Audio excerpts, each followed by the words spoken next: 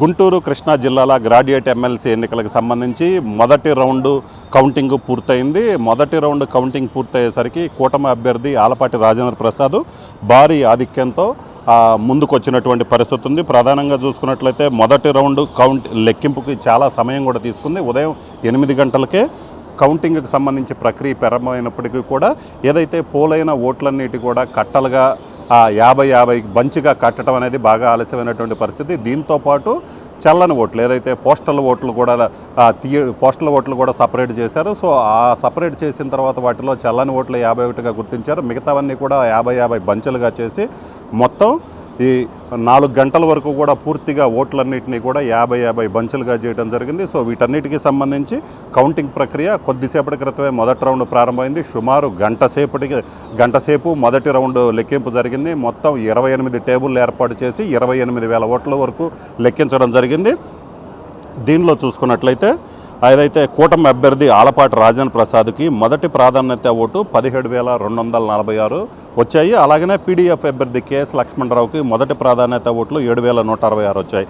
156 వచ్చిన పరిస్థితి. సో మొత్తం మీద చూసుకున్నట్లయితే కూటమి అభ్యర్థి ఆలపాటి రాజేంద్ర ప్రసాద్కి ఫస్ట్ రౌండ్లోనే మొదటి ప్రాధాన్యత ఓట్లలోనే దాదాపు 10,090 ఓట్ల ఆధిక్యం వచ్చినటువంటి పరిస్థితి ఉంది. సో ఆ ఫలితాలు ఏదైతే మొదటి రౌండ్ ఫలితాలు చూసిన తర్వాత కూటమి నేతల్లో కూడా జోష్ పెరిగింది. ఎందుకంటే మొదటి నుంచి కూడా చెప్తున్నారు ఆలపాటి రాజా తాను పోటీ చేస్తున్నాను, తన గెలుపు అనేది ఫార్మాలిటీయే, ఖచ్చితంగా తాను గెలవటం తథ్యమని మొదటి నుంచి కూడా చెప్తున్నటువంటి పరిస్థితి ఉంది. సో ఈ నేపథ్యంలోనే మొదటి రౌండ్ ఫలితాలు చూసినట్లయితే ఆలపాటి రాజా మొదటి నుంచి ఏదైతే చెప్తున్నారో సో అదే జరిగింది. మొదటి రౌండ్ ఫలితాల్లో ఆయనకి భారీ స్థాయిలో ఆధిక్యం వచ్చింది.